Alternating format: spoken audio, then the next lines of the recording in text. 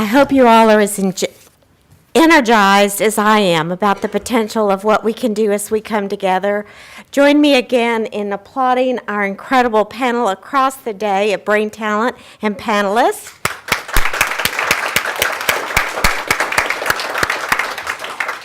Each one of us in this room have a noble goal to elevate brain health and wellness. We're very grateful for Jim Glassman and his leadership with public affairs engagement, and our whole team, Maggie and Julie and Eric Bennett that's here, and Dr. John Hart, our medical science director. I hope you will see, and I love sharing data. We will share anything as we were discussing at our table, because our goal is to ignite the remarkable capacity of our brain to maintain and expand our human cognitive capital. If you think about it, nothing is more important. Our mind is our greatest asset, and it's our greatest natural resource. We cannot drain its richness by inattention and misuse and lack of attending to the problems that come. Given the fact that augmentation of cognitive brain performance in achievement, in cognition, is achievable, let's go for gold. Brain health is becoming, who doesn't want to be intellectually stronger? Whether you're in health or injury or disease, it's becoming a reality. And I think through optogenetics, the tickling the brain, the way we think, the physical exercise, meditation, in youth, we will be bold in revolutionizing our educational expectations and practices. We will not accept incremental changes. They're just not acceptable any longer, and we'll make that difference.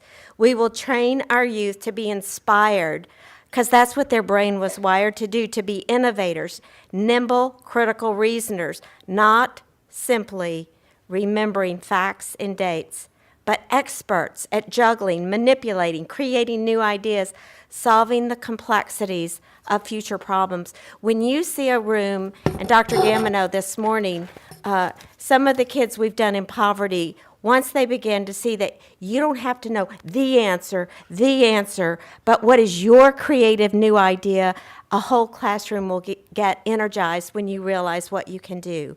In healthy older adults, many born today can expect to live to be 100 and beyond.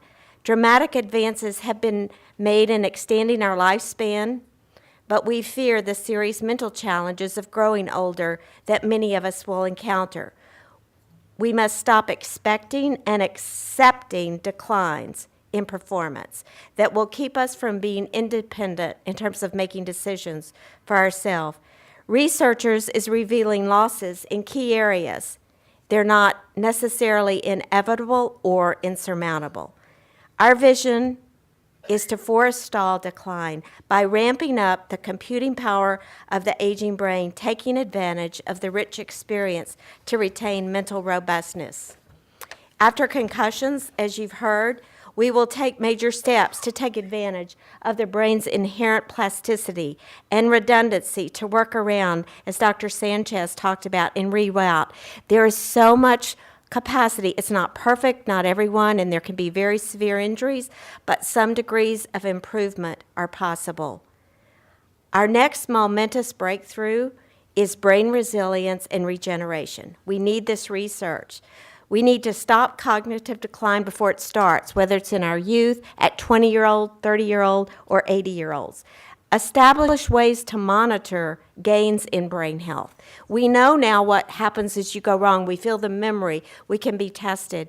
But as we collect data and do things, how can we begin to say deep brain stimulation worked, or this drug worked, this brain is working at a higher level of competence? For me, that's the goal and something that we're working out very hard at the Center for Brain Health. We need to pioneer multidimensional approaches, protocols. It's not going to be a single thing. There's not a silver bullet. We need to incentivize our attention to brain health, not just expect medicine to cure it once we have decline that looms large. Our brain is truly the most amazing machine that was ever built. And as we begin to embrace that with the initiative from the prior president, Obama's Brain Initiative, we are going to understand how the brain works and not just what goes wrong with the brain as it declines or in poverty or in concussions, but large efforts focused on propelling our brain forward. Without brain health, we do not have health. Brain resilience can be strengthened. Brain regeneration has moved from the possible to reality. We have extraordinary work ahead of us, and as Dr. Ling, that's head of DARPA, challenges, our brain health is the next moonshot. We're going to pull together all of our energy and resources to be wildly ambitious to extend our brain span. We can't afford not to. Thank you so much for joining the summit, for your questions, for your attention throughout the day, and I'm just really grateful for everything that's been done, and we'll see you at the reception. Thank you so much.